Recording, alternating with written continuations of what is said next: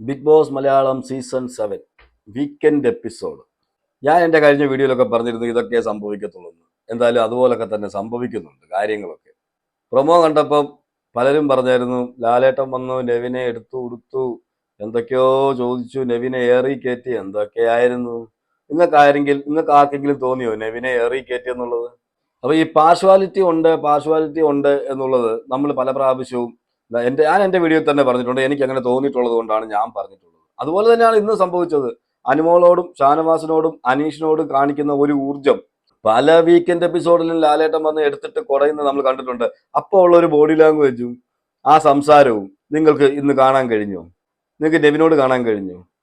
അല്ലെങ്കിൽ ഒരു വട്ടം ഒന്ന് സംസാരിച്ചോട്ടെ എന്ന് ചോദിച്ച ഷാനവാസിനോട് ലാലേട്ടൻ പെരുമാറിയ രീതി നിങ്ങൾ കണ്ടതല്ലേ? ഒരു സീക്രട്ട് ടാസ്ക് ആര്യന് കൊടുത്തിരുന്നത് അത് നശിപ്പിച്ചെന്ന് പറഞ്ഞ ഷാനവാസിനെ എന്തെല്ലാം പറഞ്ഞു. ഒരാഴ്ച തന്നെ അങ്ങേറെ ഗെയിം മൊത്തവും കളഞ്ഞു. ഈ ഷാനവാസിന്റെ ഗെയിം മൊത്തവും കളയാൻ ലാലേട്ടന് കഴിഞ്ഞിട്ടുണ്ടായിരുന്നു. അതുപോലെ ഹരാസ് ചെയ്തായിരുന്നു അനുമോളെ. എന്തെല്ലാം കാര്യത്തിന് ചെറിയ ചെറിയ വിഷയങ്ങൾക്ക് വരെ എടുത്ത് കുടയുമ്പോൾ ഇതാണോ ലാലേട്ടന്റെ സംസാര രീതി? ഇങ്ങനെയാണോ? ബോഡി ലാംഗ്വേജ് ഇങ്ങനെയാണോ?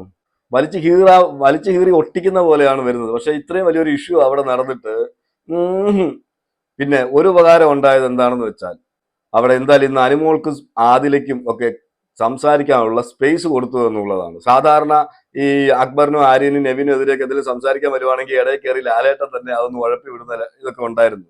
എന്നാൽ ഇന്ന് ചിലയിടത്തൊക്കെ കാണിച്ചെന്ന് പറഞ്ഞാലും എന്തായാലും പറയാനുള്ളതൊക്കെ ഏകദേശം പറയിപ്പിച്ചിട്ടുണ്ട്. എന്തായാലും അതൊരു പോസിറ്റീവായിട്ട് എനിക്ക് തോന്നി. അതുകൊണ്ട് ആ അനുമോൾക്കാണെങ്കിലും ആദിലയ്ക്കാണെങ്കിലും നൂറയ്ക്കാണെങ്കിലും കൃത്യമായിട്ട്, അനീഷിനാണെങ്കിലും കൃത്യമായിട്ട് ഇവരെയൊക്കെ പഠിച്ച് പറയാൻ പറ്റിയിട്ടുണ്ട്. നമ്മൾ ഈ വെളിയിൽ നിന്ന് കാണുന്നവർക്ക് അത് കൃത്യമായിട്ട് മനസ്സിലായിട്ടുള്ളതാണ് നേരത്തെ. പക്ഷെ അവരുടെ അകത്തുള്ളവർക്കും അത് മനസ്സിലാകുന്നുണ്ട് എന്നുള്ളതാണ്.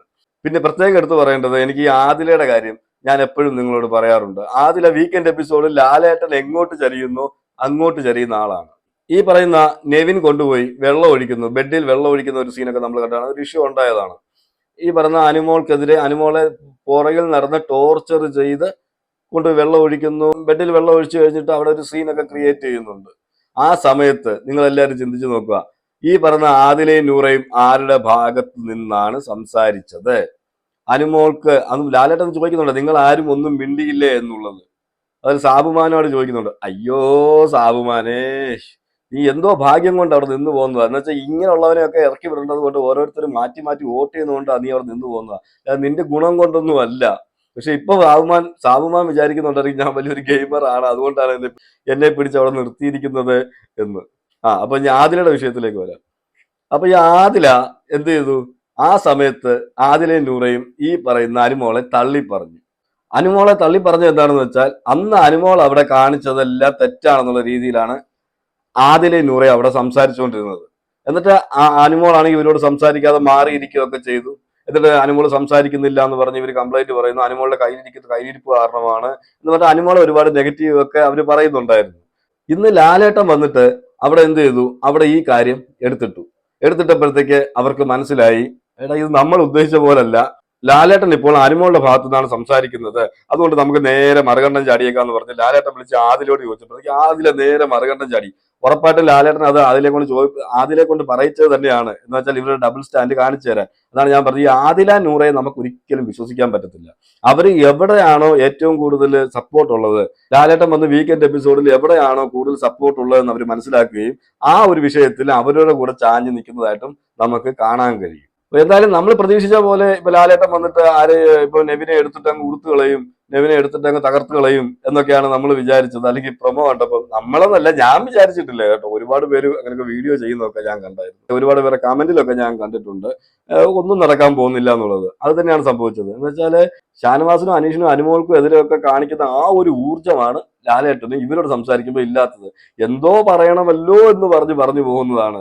ഇവരെ പറയണമെന്ന് യാതൊരു ഇത് ലാലേട്ടന് ഉള്ളതായിട്ട് എനിക്ക് തോന്നുന്നില്ല. എന്തോ ഇവരെ സേവ് ആക്കിക്കൊണ്ട് പോകുന്ന പോലെ ഇന്നും അതുപോലെ തന്നെ നെവിനോട് ഇത്രയും വലിയൊരു ഇങ്ങനൊരു വിഷയം ഉണ്ടായി കഴിഞ്ഞതിന് ശേഷവും നെവിനോട് പെരുമാറിയ രീതി, ഞാൻ പണി വെച്ചിട്ടുണ്ട്, ഞാൻ തരാം എന്നൊക്കെ പറഞ്ഞിട്ട് ഇങ്ങനെയൊക്കെയാണോ സംസാരിക്കുന്നത്? പക്ഷെ മറ്റുള്ളവരോട് ഇതിലും ചെറിയ വിഷയങ്ങൾക്കൊക്കെ എടുത്തിട്ട് കൊടുക്കുമ്പോൾ ഇങ്ങനെ അല്ലല്ലോ ടോണ്, അല്ലെങ്കിൽ ബോഡി ലാംഗ്വേജ് ഇങ്ങനെ അല്ലല്ലോ. അപ്പൊ ലാലേട്ടൻ, എനിക്ക് തോന്നുന്നു ലാലേട്ടൻ ഇതൊക്കെ മടുത്തെന്ന് തോന്നുന്നു. എന്തെങ്കിലും പറഞ്ഞ് എങ്ങനെയും ഈ ഷോ ഒന്ന് അവസാനിപ്പിച്ചാൽ മതി എന്നുള്ള രീതിയിൽ ലാലേട്ടൻ പോകുന്നതായിട്ട് എനിക്ക് തോന്നുന്നുണ്ട്. എന്തായാലും ഈ ക്രൂ മെമ്പേഴ്സ് ഒക്കെ ആയിരിക്കുമല്ലോ ഇതൊക്കെ പറഞ്ഞു കൊടുക്കുന്നത്. അപ്പൊ വെളിയിലൊക്കെ ഉള്ള സംസാരങ്ങളൊക്കെ എന്തായാലും ലാലേട്ടനും അറിയുന്നുണ്ടായിരിക്കാം. പക്ഷെ ഊരാൻ പറ്റുന്നില്ല. ലാലേട്ടനും ഈ പറഞ്ഞ ചക്രവ്യൂഹത്തിൽ കിടന്ന് കറങ്ങുവാണ് എന്ന് പറഞ്ഞ പോലെ. ഒരു ബിഗ് ബോസ് എന്ന് പറഞ്ഞ ചക്രവ്യൂഹത്തിനകത്ത് അവരെന്തോ ലാലേട്ടനെ ഉപയോഗിക്കുന്നു എന്നുള്ളതാണ്. ഇത്രയും ഒരു മഹാനടനാണ്. ഈ നടനെ കൊണ്ട് ഇങ്ങനെയുള്ള വേഷങ്ങൾ ഇവർ കെട്ടിക്കുമ്പോൾ സങ്കടമുണ്ട് സത്യം പറഞ്ഞു. പറയേണ്ട കാര്യങ്ങൾ അല്ലെങ്കിൽ നേരെ പറയിക്കണം. ഇന്ന് നെവിനോട് ഇങ്ങനെയാണോ പെരുമാറേണ്ടത്? എല്ലാവരും ചോദിക്കുന്ന ചോദ്യമാണ്. ഇപ്പം നെവിനെ അങ്ങ് വലിയ വഴക്കൊക്കെ പറഞ്ഞ് എടുത്തിട്ട് കൊടുക്കണമെന്നൊന്നും അല്ല ഈ പറയുന്നത്. വലിയ ഉടുപ്പൊന്നും കൊടുക്കണമെന്നൊന്നും നമ്മൾ പറയുന്നില്ല. പക്ഷേ ചോദിക്കേണ്ട ഒരു ടോണുണ്ട്. ആ ടോണിൽ ചോദിച്ചാലേ അവനും മനസ്സിലാവത്തുള്ളൂ. എനിക്ക് തോന്നുന്നു ലാലേട്ടൻ വിചാരിച്ചാണ് ഇനി ഞാൻ അങ്ങനെ സംസാരിക്കും ഇവൻ തിരിച്ചു വല്ലതും പറയുമോ എന്നെല്ലാം പേടിച്ചിട്ടായിരിക്കും. ഈ പറഞ്ഞ അനുമോളോടൊക്കെ ചോദിക്കുന്ന ആ ടോണിൽ ചോദിച്ചാൽ മതി എന്നേ നമ്മളും പറയുന്നുള്ളൂ. അപ്പൊ എന്തായാലും ഫേവറിസം ഉണ്ട് എന്നുള്ള കാര്യം ഇതിൽ നമുക്ക് മനസ്സിലാവും. വെച്ചാൽ പല നിയമങ്ങളാണ് അവിടെ. ഇവിടെ ആര്യനും അക്ബറിനും നെവിനും ഒരു നിയമം, ആ പറയുന്ന പോലെ അനുമോൾക്കും അവരുടെ അനീഷിനും ഷാനവാസിനും അവർക്കെല്ലാം വേറൊരു നിയമം. അത് നമ്മൾ ആദ്യം മുതലേ കാണുന്നതാണ്. ടാസ്കിലാണെങ്കിലും ശരി, അവിടുത്തെ വിഷയങ്ങളിലാണെങ്കിലും ശരി. അതുപോലെ മറ്റൊരു കാര്യം എനിക്ക് ചോദിക്കാനുള്ളത്, ജയിൽ ടാസ്ക് എന്തുകൊണ്ട് ഈ ആഴ്ച ജയിൽ ടാസ്ക് കൊടുത്തില്ല? അപ്പോൾ കൂടുതൽ പേരും പറയുമായിരിക്കും ഇന്ന് ഫിനാലെ വീക്ക് അല്ലായിരുന്നു, അതിന്റെ മത്സരങ്ങളൊക്കെ അല്ലായിരുന്നു, അതുകൊണ്ട് തളർന്നത് കൊണ്ടായിരിക്കും ആരെയും ജയിലിലോട്ട് വിടാതിരുന്നത്. ഈ ആഴ്ച ജയിൽ ഉണ്ടായിരുന്നെങ്കിൽ ആരൊക്കെയാണ് ജയിലിൽ പോകേണ്ടത്? ഉറപ്പായിട്ടും നെവിൻ, അക്ബർ, ആര്യൻ, ഈ 3 പേരിൽ 2 പേര് എന്തായാലും ജയിലിൽ പോകണം. അത് നമുക്ക് എല്ലാവർക്കും അറിയാവുന്ന കാര്യമാണ്. അവരെ സേവ് ചെയ്തായിട്ട് നിങ്ങൾക്ക് തോന്നുന്നുണ്ടോ? അടുത്ത ആഴ്ച ഇപ്പൊ അനുമോളോ ബാക്കിയുള്ള ആരെങ്കിലും വരുന്നതാണെന്നുണ്ടെങ്കിൽ ഉറപ്പായിട്ടും ജയിൽ ടാസ്ക് ഉണ്ടാവും. അപ്പൊ അതിനെക്കുറിച്ചുള്ള നിങ്ങളുടെ അഭിപ്രായങ്ങൾ നിങ്ങൾ കൃത്യമായിട്ടൊന്ന് പറയണം കേട്ടോ. എന്ന് വെച്ചാൽ എന്തുകൊണ്ട് ഈ ആഴ്ച ജയിൽ ടാസ്ക് ഇല്ലായിരുന്നു, ജയിലില്ലായിരുന്നു? എന്തുകൊണ്ടാണ് ജയിൽ ഇല്ലാതിരുന്നത്? ഈ പറഞ്ഞ അക്ബറിനെ, ആര്യനെ, നെവിനെ സേവ് ചെയ്താണെന്ന് നമുക്കറിയാം. എന്നാലും ഇവര് മൂന്നുമാണ് പോകേണ്ടത്.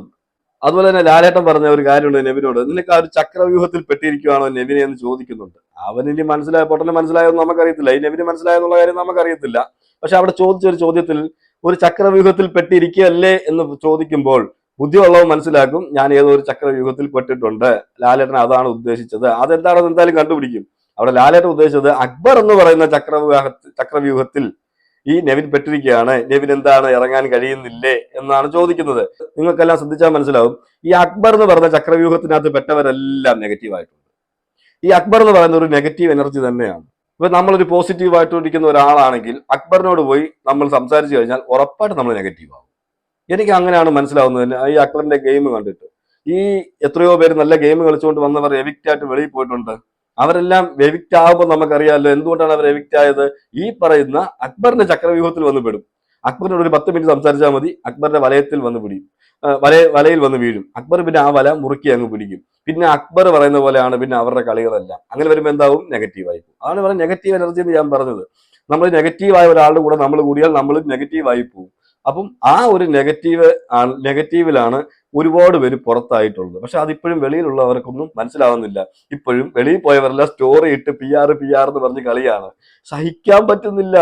പ്രത്യേകിച്ച് അനുമോളോടുള്ള കുശുമ്പ് കണ്ടിട്ട് എനിക്കൊക്കെ ഇപ്പൊ ചിരിയാ വരുന്നത് ഇതെല്ലാം കാണുമ്പം. ഇവരുടെയൊക്കെ അവസ്ഥ ആലോചിച്ചിട്ടേ കുത്തിയിരുന്നിരുന്നു ആ PR അനുമോക്ക് PR ഉണ്ടെന്നുള്ള രീതിയിലൊക്കെയാണ്, അനുമോള് PR കൊണ്ടാണ് അവിടെ നിൽക്കുന്നത് എന്നുള്ള രീതിയിലൊക്കെയാണ് സ്റ്റോറിയൊക്കെ ഇട്ടുകൊണ്ടിരിക്കുന്നത്. എന്റെ പൊന്നെ, ഇവരൊക്കെ വലിയ കളിക്കാരാണെന്നാണ് ഇവരുടെയൊക്കെ വിചാരം. ഇവരൊക്കെ എന്ത് ഗെയിം കളിച്ചാൽ നമ്മൾ കണ്ടതല്ലേ. ഇനി ഇവർ കളിച്ച ഗെയിം വേറെ വല്ല ബിഗ് ബോസിലും ആണോ? നമ്മൾ ചിന്തിക്കേണ്ടിയിരിക്കുന്നു. അപ്പൊ ഈ എവിക്റ്റായി പോയവർ എന്തുകൊണ്ടാണ് ഞങ്ങൾ എവിക്റ്റായി പോയതെന്ന് ചിന്തിക്കുന്നില്ല. ഏത് ചക്രവ്യൂഹത്തിൽ പെട്ടത് കൊണ്ടാണ് ഞങ്ങൾ എവിക്റ്റായി പോയത് എന്ന് ഇവർ ചിന്തിക്കുന്നേ ഇല്ല എന്നുള്ളതാണ്. പിന്നെയും അസൂയ, കുശുമ്പ്, ഇതൊക്കെ തന്നെ ഒരാളോട്, അകത്തും പുറത്തും. അകത്തുള്ളവർക്ക് അനുമോളോട്, അകത്തുള്ളവർക്ക് കുശുമ്പും അസൂയയും കുറച്ചു പേർക്ക്. അതുപോലെ തന്നെ വെളിയിൽ എവിക്റ്റായവർക്കെല്ലാം വെളിയിലും കുശുമ്പും അസൂയ എടുത്ത് സ്റ്റോറിയാണ് ഇടുന്ന. നമ്മ കാണുമ്പോൾ അങ്ങ് ചിരിയാ വരുന്നത്. അപ്പം നെവിൻ ആ ചക്രവ്യൂഹത്തിൽ നിന്ന് രക്ഷപ്പെടുമോ ഇല്ലയോ എന്നുള്ളത് നമുക്ക് ഇനി ഇനി അങ്ങോട്ട് മുന്നോട്ട് പോകുന്ന ദിവസങ്ങളിലെ മനസ്സിലാക്കാൻ പറ്റത്തുള്ളൂ. എന്താന്ന് വെച്ചാൽ ഇപ്പൊ പ്രമുഖനായ ഒരാളും കൂടി ഔട്ടായി കഴിയുമ്പോൾ എന്തായാലും മനസ്സിലാക്കാനുള്ളവനാണെങ്കിൽ മനസ്സിലാക്കും. ഇല്ല ഇതുപോലെ തന്നെ പോകുന്നതെങ്കിൽ ഉടനെ തന്നെ വെളിയിലേക്ക് പോകും. അല്ലെങ്കിലും ഉടനെ തന്നെ വെളിയിലേക്ക് പോകുന്നതാണ് നമുക്ക് ഈ വോട്ടിങ്ങിന്റെ രീതി കാണുമ്പോൾ തന്നെ മനസ്സിലാവുന്നത്. എന്തായാലും അത്രമാത്രം നല്ല കാര്യങ്ങളാണല്ലോ നെവിൻ അവിടെ ചെയ്തു വെച്ചിരിക്കുന്നത്. വേറെ കാര്യമുണ്ട് കേട്ടോ, ഇതിനകത്ത് നമുക്ക് വേറെ കാര്യം കൂടെ ചിന്തിക്കാം. ഈ അക്ബർ എന്ന് പറഞ്ഞ കണ്ടസ്റ്റന്റ് അവിടുന്ന് പൊക്കരിച്ചാൽ പിന്നെ നമുക്ക് അവിടെ വേറെ കണ്ടന്റ് ഒന്നും ഇനി കിട്ടത്തില്ല. ഇനിയിപ്പോ 2 ആഴ്ച കൂടുതലേ ഉള്ളൂ, വേറെ കണ്ടന്റ് ഒന്നും കിട്ടാൻ ചാൻസ് കുറവാണ്. അതുകൊണ്ട് അക്ബർ അവിടെ വേണം. ഞാൻ പറഞ്ഞിട്ട് എന്താ വെച്ചാൽ ഈ മാനിപ്പുലേറ്റ് ചെയ്യാൻ ഒരാൾ വേണമല്ലോ. മാനിപ്പുലേറ്റ് ചെയ്ത് ഇഞ്ചക്ഷൻ ചെയ്ത് കൊടുത്ത് ഓരോരുത്തരെ കുത്തി വിടണ്ടേ മറ്റുള്ളവർക്കെതിരെ. അപ്പൊ ബീൻ ബാഗിൽ ഇരുന്നുകൊണ്ട് നല്ല പോലെ ഈ പണിയെടുക്കാൻ അക്ബറിന് പറ്റും. പക്ഷെ അത് എത്രമാത്രം പോകുമെന്ന് അറിയത്തില്ല. കൂടി വന്നാൽ ഒരു ടോപ്പ് ഫൈവ് വരെ കൊണ്ടുവരാനായിരിക്കും അല്ല ഉദ്ദേശം. അപ്പം അവിടുന്ന് ഔട്ടാകാൻ ചാൻസ് കൂടുതലാണ്. ലാലേട്ടനോട് ഒരു ലേഡി ഒരു ചോദ്യം ചോദിക്കുന്നുണ്ട്. ഫേവറിസം ഉണ്ടെന്ന് വെളിയിൽ പറയുന്നുണ്ടല്ലോ ബിഗ് ബോസിന്. ചില കണ്ടസ്റ്റൻസിനോട് ഈ ബിഗ് ബോസിന് ഫേവറിസം ഉണ്ടെന്ന് വെളിയിലൊക്കെ സംസാരമുണ്ടല്ലോ, അതിനെക്കുറിച്ച് പറയാൻ. നിങ്ങൾ ആ വീഡിയോ നിങ്ങൾ എപ്പിസോഡിൽ കണ്ടു കാണും. ഓക്കെ, നിങ്ങൾക്ക് അത് ശരിക്കും ഒന്നുകൂടെ കാണണമെങ്കിൽ നിങ്ങൾ പോസ്റ്ററിൽ പോയി കാണുക. അപ്പൊ നിങ്ങൾക്ക് മനസ്സിലാവും ലാലേട്ടൻ അവിടെ വിക്കി ആ സംഭവം പറയണമല്ലോ എന്ന് പറഞ്ഞിട്ട്. എന്താന്ന് ഇത് പറയേണ്ടി വരുന്നത് എന്തുകൊണ്ടാണെന്ന് വെച്ചാൽ, ഈ പറഞ്ഞ അനുമോള് കഴിഞ്ഞ നോമിനേഷനിൽ കൃത്യമായിട്ട് കാര്യങ്ങൾ പറഞ്ഞിരുന്നു. അപ്പൊ അതിനെ ഒന്ന് വെളുപ്പിക്കണം എന്ന് വെച്ചാൽ, അനുമോള് പറഞ്ഞ പോലൊന്നും അല്ല ഇവിടെ കാര്യങ്ങൾ. ഞങ്ങൾക്ക് അങ്ങനെ ഒരു ഫേവറിസമേ ഇല്ല എന്നുള്ളത് കാണിക്കാൻ. നമുക്കറിയാം അവിടെ ഫേവറിസം ഉണ്ടെന്നും എല്ലാം പരസ്യമായ രഹസ്യമാണ്. പക്ഷെ അതിനെ ഒന്ന് മിനിക്കാൻ വേണ്ടി പറഞ്ഞ പോലെ തോന്നി. പക്ഷെ ലാലേട്ടനും അവിടെ ഒന്ന് കുഴയുന്നൊക്കെ ഉണ്ട്. എന്ന് വെച്ചാല് ലാലേട്ടൻ അവിടെ ഒന്ന് പിടിച്ചു വെച്ചൊക്കെ സംസാരിക്കുന്നുണ്ട്. എന്നിട്ട് വെളിയിലോട്ട് നമ്മൾക്ക് ഇപ്പോഴും പറയുന്നത് എന്തറിയോ, നിങ്ങൾ സ്ഥിരമായി വോട്ട് ചെയ്യുന്നവർക്ക് വോട്ട് ചെയ്യാതെ മാറ്റി വോട്ട് ചെയ്യൂ എന്നുള്ളത്.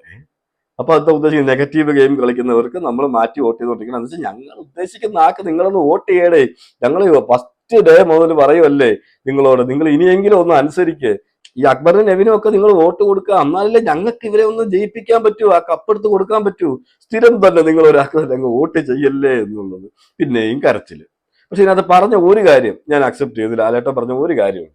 എത്രമാത്രം ഈ ക്രൂ മെമ്പേഴ്സ് ആയിക്കോട്ടെ, ഡയറക്ടർ ആയിക്കോട്ടെ, ആരും ആയിക്കോട്ടെ, ഇവരാര് എത്ര സപ്പോർട്ട് എന്ന് പറഞ്ഞാലും അവർക്കൊന്നും കപ്പ് വാങ്ങിച്ചു കൊടുക്കാൻ പറ്റത്തില്ല. അതെല്ലാം പ്രേക്ഷക വിധിയുടെ അടിസ്ഥാനത്തിലാണ്, വോട്ടിങ്ങിന്റെ അടിസ്ഥാനത്തിൽ തന്നെ പറ്റത്തുള്ളൂ. അല്ലാതെ ഒരാൾക്ക് ഇവൻ ഡയറക്ടർ വിചാരിച്ചാലോ അത് ക്രൂ മെമ്പേഴ്സ് വിചാരിച്ചാലോ ഒന്നും അവിടെ കപ്പ് വാങ്ങിച്ചു കൊടുക്കാൻ പറ്റത്തില്ല.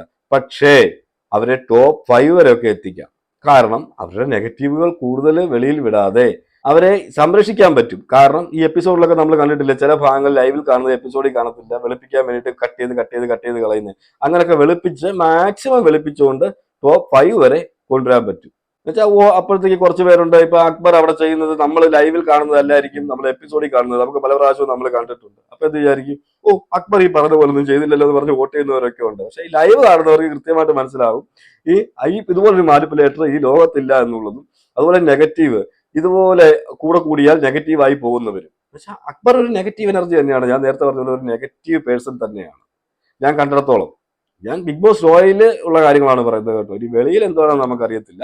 ബിഗ് ബോസ് ഷോയിൽ ഒരു നെഗറ്റീവ് തന്നെയാണ് ആള്. എന്നുവെച്ചാൽ പുള്ളിയുടെ കൂടെ ചേരുന്നവരും നെഗറ്റീവായി പോകും. പിന്നെ പറയുന്നതാണ്, വെളിയിലുള്ളവർക്ക് തോന്നുന്നതിന് ഞങ്ങൾ എന്ത് ചെയ്യാൻ, അല്ലെങ്കിൽ അകത്തുള്ളവർക്ക് അങ്ങനെ തോന്നുന്നുണ്ടെങ്കിൽ ഞങ്ങൾ എന്ത് ചെയ്യാൻ കഴിയുമെന്നാണ് ചോദിക്കുന്നത്. എന്ന് വെച്ചാൽ ഒന്നും ഊരി പോകാൻ വേണ്ടി നോക്കുന്നത് പോലെ ഇതിൽ നിന്ന് ഞങ്ങൾ ആരും ഫേവറിസം കാണിക്കുന്നില്ലേ എന്ന് അറിയിക്കാൻ വേണ്ടിയിട്ട്. വെളിയിലുള്ളവർക്കും മനസ്സിലാവുന്നുണ്ട്, അകത്തുള്ളവർക്കും മനസ്സിലാകുന്നുണ്ട് എന്നുള്ളത് ഈ BB ടീമിനും ലാലേട്ടനും മനസ്സിലാക്കിയാൽ കൊള്ളാം. അതുപോലെ തന്നെ വലിയൊരു എപ്പിസോഡും ലാലേട്ടനാണ് ഈ നെവിനെ എടുത്ത് കുറയുന്നതും എല്ലാം കാണാനിരുന്നവർക്കെല്ലാം ഇന്ന് എന്തായാലും ഉദ്ദേശിച്ച പോലെ ഒന്നും നടന്നിട്ടില്ലെന്ന് നമുക്കറിയാം.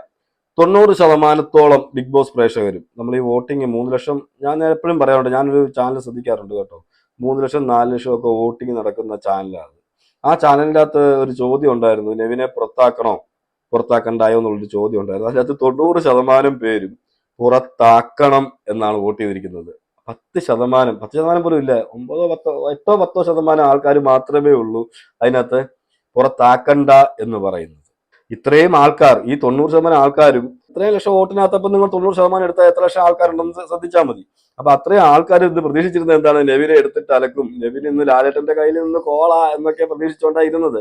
ഒന്നും നടന്നില്ല. ലാലേട്ടൻ വന്ന് നൈസായിട്ട് ഇടയ്ക്കിടയ്ക്ക് ഓരോ കുത്തു കൊടുക്കുന്നു എന്നുള്ളതല്ലാതെ വേറൊന്നുമില്ല. പിന്നെ നൈസായിട്ട് പറയേണ്ട കാര്യങ്ങളൊക്കെ പറഞ്ഞു. ഇങ്ങനെയാണോ ലാലേട്ടൻ ഈ ഒരു വിഷയത്തിൽ പ്രതികരിക്കേണ്ടത് എന്നാണ് ഞാൻ ചോദിക്കുന്നത്. ചെറിയ ചെറിയ വിഷയങ്ങൾക്ക് പോലും അനുമോളെയും ഷാനവാസിനെയും അനീഷിനെയും ഒക്കെ എടുത്തിട്ട് അമ്മാനമാടിയിട്ടുള്ള ഈ ഒരു മഹാൻ എന്തുകൊണ്ട് ഇന്ന് നെവിന്റെ വിഷയം വന്നപ്പോൾ, അക്ബറിന്റെ വിഷയം വന്നപ്പോൾ, ആര്യന്റെ വിഷയം വന്നപ്പോൾ ഇങ്ങനെ ഒരു സ്മൂത്തിലായി എന്നാണ് ഞാൻ ചോദിക്കുന്നത്. എന്തായാലും നമ്മൾ പ്രതീക്ഷിച്ച പോലൊന്നുമില്ല. പിന്നെ അത്യാവശ്യം ചോദിക്കുകയൊക്കെ ചെയ്തു എന്നുള്ളതാണ്. എനിക്ക് തോന്നുന്നു നെവിൻ ഇനിയും രക്ഷപ്പെടുമെന്ന് തോന്നുന്നില്ല. ഇന്ന് ഇതെല്ലാം കഴിഞ്ഞിട്ട് ആര്യനും നെവിനും കൂടെ സിഗരറ്റ് വലിക്കാൻ അകത്തോട്ട് പോകുമ്പോൾ ആര്യൻ നെവിനോട് പറയുന്നുണ്ട്, നീ ബിഗ് ബോസിന് ഇഷ്ടപ്പെട്ട ഒരു മത്സരാർത്ഥിയാണ്, നീ ബിഗ് ബോസിന്റെ കുഞ്ഞാണ്, നിന്നെ പിന്നെ ശാസിക്കുകയൊക്കെ ചെയ്യും, പക്ഷെ നിന്നോട് ഭയങ്കര ഇഷ്ടമാണെന്ന് പറയുന്നുണ്ട്. പിന്നെയും ആര്യൻ അവിടെ നിന്നുകൊണ്ട് നെവിനെ ബൂസ്റ്റ് ചെയ്യുകയാണ്. ആര്യൻ ഒരിക്കലും വിചാരിക്കുന്നില്ല എന്റെ വിധി എന്താണ് എന്നുള്ളത്. അപ്പം നെവിനെ പിന്നെയും ഇഞ്ചക്ട് ചെയ്ത് വിടുകയാണ്. പക്ഷെ ഈ ഇഞ്ചക്ഷനിൽ വീഴുന്ന ആളാണ് നെവിനെങ്കിൽ അടുത്ത ആഴ്ച തീരുമാനമാവും, ഏകദേശം തീരുമാനമാകാൻ ചാൻസ് കൂടുതലാണ്. എന്തായാലും ഇനിയിപ്പോ പുറത്താക്കുന്നൊന്നും എനിക്ക് തോന്നുന്നില്ല, നെവിനെ പുറത്താക്കുന്നൊന്നും എനിക്ക് തോന്നുന്നില്ല. നെവിൻ എന്തെങ്കിലും വാണിംഗ് കൊടുത്തവിടെ നിർത്തും. വാണിംഗ് ഒക്കെ കേട്ടാൽ നമ്മൾ ചിരിച്ചു പോകും. എന്തായാലും എനിക്കതൊന്നും ഇവിടെ പറയാൻ പറ്റാത്തതുകൊണ്ട് ഞാൻ പറയുന്നില്ല. ആ വാണിംഗ് ഒക്കെ ഒരു വാണിംഗ് ആണോ എന്നുള്ളത് നിങ്ങൾക്ക് നാളെ നിങ്ങൾക്കിത് ഇനി സൺഡേ എപ്പിസോഡ് കാണുമ്പോൾ നിങ്ങൾക്ക് മനസ്സിലാവും. പിന്നെ ഷാനവാസിന്റെ കാര്യം അവിടെ അനീഷ് ചോദിക്കുന്നുണ്ട്. അത് പറഞ്ഞുകൊണ്ട് ഷാനവാസ് കുഴപ്പമൊന്നുമില്ല ഉണ്ട് എന്നുള്ള രീതിയിലാണ് ലാലേട്ടൻ പറയുന്നത്. ഷാനവാസ് മിക്കവാറും സൺഡേ എപ്പിസോഡിൽ കയറുമായിരിക്കാം, അല്ലെങ്കിൽ മൺഡേ, എന്താ അറിയില്ല. എന്തായാലും സൺഡേയിൽ കയറാനായിരിക്കും ചാൻസ് കൂടുതൽ തോന്നുന്നു. എന്തായാലും അധിക ദിവസമൊന്നും വെളിയിൽ വെച്ചോണ്ടിരിക്കാൻ ചാൻസ് കുറവാണ്, അല്ലെങ്കിൽ പിന്നെ പുറത്താക്കുക തന്നെ വേണം. എന്തായാലും ഷാനവാസ് തിരിച്ചു കയറുമെന്നാണ് എൻ്റെ ഒരു പ്രതീക്ഷ. അങ്ങനെ തന്നെ ആവട്ടെ എന്നാണ് ഞാനും പ്രതീക്ഷിക്കുന്നത്. ചുരുക്കം പറഞ്ഞാൽ ഇതൊക്കെയാണ് നടന്നത്. പിന്നെ എക്സ്പോസ് ആകാൻ കഴിഞ്ഞു. ആദില എക്സ്പോസ് ആയി എന്ന് വെച്ചാൽ ആദിലയുടെ കള്ളത്തരങ്ങൾ ഏത് സൈഡിലാണോ ചായ്വ് ലാലേട്ടൻ ചായുന്നത് ആ സൈഡിൽ തന്നെ ചായുന്ന ആദില. അത് നമുക്ക് എപ്പോഴും നമുക്ക് നേരത്തെ മനസ്സിലായ കാര്യമാണ്. അതൊന്നും കൂടെ ഒന്ന് ഊട്ടി ഉറപ്പിച്ചു ലാലേട്ടൻ. അതുകൊണ്ടാണ് ലാലേട്ടൻ ഇന്ന് ആദിലയോട് പ്രത്യേകം എടുത്ത് തന്നെ ചോദിച്ചത്, ആ വെള്ളം ഒഴിച്ച വിഷയത്തിൽ എന്താണ് നിങ്ങൾ പ്രതികരിക്കാതിരുന്നത്, ആരൊക്കെ പ്രതികരിച്ചു എന്നൊക്കെ ചോദിക്കുന്നത്. ആരും പ്രതികരിച്ചില്ലല്ലോ എന്നൊക്കെ പറയുമ്പോഴത്തേക്ക് ആദിലയെ വിളിച്ച് ചോദിക്കുമ്പോൾ ആദില നേരെ തിരിച്ചിട്ട് അത് ചെയ്ത് ശരിയായില്ല എന്ന് പറയുന്നുണ്ട്. പക്ഷെ അന്ന് അത് ചെയ്തപ്പോൾ ഇതല്ല അവിടെ പറഞ്ഞുകൊണ്ടിരുന്നത് ആദിലയും നൂറയും. ആദിലയും നൂറയൊന്നും വിശ്വസിക്കാൻ കൊള്ളത്തില്ല. അനുമോൾക്ക് പറ്റുന്ന അബദ്ധം അവിടെയാണ്. അനുമോൾ ഒരുപാട് ഇവരെ വിശ്വസിക്കുന്നുണ്ട്. പക്ഷെ അനുമോൾക്ക് ഇപ്പൊ കുറച്ചൊക്കെ മനസ്സിലായി വരുന്നുണ്ട് എന്താന്ന് വെച്ചാൽ ഇവരെ വിശ്വസിക്കാൻ കൊള്ളത്തില്ലെന്നുള്ളത്. പക്ഷെ അനുമോൾ നോക്കുമ്പോൾ ഇവര് വേറെ ആരോട് സംസാരിക്കാനോ ലേഡീസ് കണ്ടസ്റ്റൻസ് ഒന്നും ഇല്ല, സംസാരിക്കാനോ ഒന്ന് നിൽക്കാനോ ഒന്നും ഇതുപോലൊന്നും ആരും ഇല്ല. അവരുമായിട്ട് ആദ്യമേ ഒരു കമ്പനി ഉണ്ടായിരുന്നതുകൊണ്ട് ഇത് മനസ്സിലായിക്കൊണ്ടും അനുമോൾ അവിടെ കളിക്കുന്നു എന്നാണ് എനിക്ക് തോന്നുന്നത്. ഞാൻ കണ്ടിടത്തോളം അനുമോൾക്ക് എന്തായാലും ഇവരെ മനസ്സിലായിട്ടുണ്ട്, പക്ഷെ അതെന്തോ പ്രകടിപ്പിക്കുന്നില്ല എന്നുള്ളതാണ്. പക്ഷെ പറയേണ്ട കാര്യങ്ങളൊക്കെ അനുമോൾ കൃത്യമായിട്ട് പറയുന്നുണ്ട്, ചെയ്യുന്നുമുണ്ട്. പക്ഷെ നമ്മൾ നോക്കുമ്പോൾ ഒരു വീട്ടിനകത്ത് 100 ദിവസമൊക്കെ അടച്ചു കിടക്കുന്നതല്ലേ, ഇവരുമായിട്ട് ഒരു ബോണ്ട് വന്നപ്പം ഇവരുമായിട്ടൊക്കെ ചെറിയ ചെറിയ ഇഷ്യൂലൊക്കെയാണ് പിണങ്ങുമ്പം പിന്നെ അനുമോൾക്ക് എന്തോ ടെൻഷൻ ആകുന്ന പോലൊക്കെ നമുക്ക് തോന്നിയിട്ടുണ്ട്. പക്ഷെ അനുമോൾ അവിടെ പോയത് ഗെയിം കളിക്കാനാണ്. ഇനി അനുമോള് ഇനിയുള്ള ദിവസങ്ങളിലാണ് ഇവരെ ഏറ്റവും കൂടുതൽ ഈ രണ്ടുപേരെയും സൂക്ഷിക്കേണ്ടത്. ഈ ആദില നൂറയെ ഏറ്റവും കൂടുതൽ ഇനിയുള്ള ദിവസങ്ങളിലാണ് ഈ പറയുന്ന അനുമോള് സൂക്ഷിക്കേണ്ടത്. എന്തായാലും ഇനി ആരാണ് എവിക്റ്റ് ആവുന്നത്, എന്താണ് ഇനി അടുത്ത ദിവസത്തെ പ്രൊമോ ഒക്കെ വന്ന് നമ്മൾ പ്രൊമോ എല്ലാം കണ്ടിട്ടുണ്ട്. പ്രൊമോയിൽ ഈ പറയുന്ന കിച്ചനെ കുറിച്ച് പറയുന്നുണ്ട് ലാലേട്ടൻ. എന്നിട്ട് അനുമോളാണെങ്കിൽ കിച്ചണിൽ നിന്ന് വെസലൊക്കെ മറ്റേ ഒരു പാത്രമൊക്കെ എടുത്തുകൊണ്ട് ലാലേട്ടൻ്റെ അടുത്തിട്ട് വരികയൊക്കെ ചെയ്യുന്നുണ്ട്. അപ്പൊ അതെന്തോ ചർച്ചയൊക്കെ ആകുന്നുണ്ട്. അതുപോലെ എവിക്ഷൻ്റെ അത് കാണിക്കുന്നുണ്ട്, എല്ലാവരും ഞെട്ടിത്തരിക്കുന്ന എവിക്ഷൻ എന്നൊക്കെ കാണിക്കുന്നുണ്ട്. എന്തായാലും നമുക്ക് കാത്തിരുന്ന് കാണാം. ഇനി നാളത്തെ എപ്പിസോഡ് എങ്ങനെയാണെന്നുള്ളത് നമുക്ക് കണ്ടാലല്ലേ പറയാൻ പറ്റൂ. ഇപ്പോഴത്തെ ഒന്നും പറയാൻ പറ്റത്തില്ല, ഒന്നും നടക്കത്തില്ല. ഇന്നത്തെ എപ്പിസോഡിൽ ഒന്നും നടക്കാത്തതുകൊണ്ട് നാളെയും ഇതുപോലൊക്കെ ചോദിച്ചങ്ങ് വിടുമായിരിക്കാം. എന്തായാലും ഇത്രയൊക്കെ ഉള്ളു പറയാൻ. ഫേവറിസം ഞാൻ പ്രധാനമായിട്ട് ഞാൻ എടുത്തു പറയാം. ബിഗ് ബോസിന് ഫേവറിസം ഇല്ല നിങ്ങൾ പറയരുത്. ഫേവറിസം ഉണ്ട്. ഫേവറിസം ടോപ്പ് 5 വരെ എത്തത്തുള്ളൂ. ബാക്കിയെല്ലാം വോട്ടിംഗ് ആണ്. ഇതെല്ലാം കറക്റ്റാണ്. എനിക്കെന്തോ സാറ്റിസ്ഫൈഡ് അല്ല ലാലേട്ടൻ്റെ സംസാരത്തിന് എന്നോട് സംസാരിച്ചതിൽ. മറ്റുള്ളവരോടുള്ള ഒരു ഇത് വെച്ചിട്ട് സംസാരിക്കുന്ന രീതിയും ഈ പറഞ്ഞ നെവിനോട് സംസാരിച്ച രീതിയും വെച്ച്, അല്ലെങ്കിൽ ആര്യനോട് അക്ബറിനോടൊക്കെ സംസാരിച്ച രീതി എനിക്ക് അക്സെപ്റ്റ് ചെയ്യാൻ പറ്റുന്നില്ല എന്നുള്ളത് തന്നെയാണ് സത്യം. എന്തായാലും നിങ്ങളുടെ അഭിപ്രായങ്ങൾ കമന്റ് ചെയ്യുക. മറ്റൊരു വീഡിയോ ആയിട്ട് നമുക്ക് കാണാം.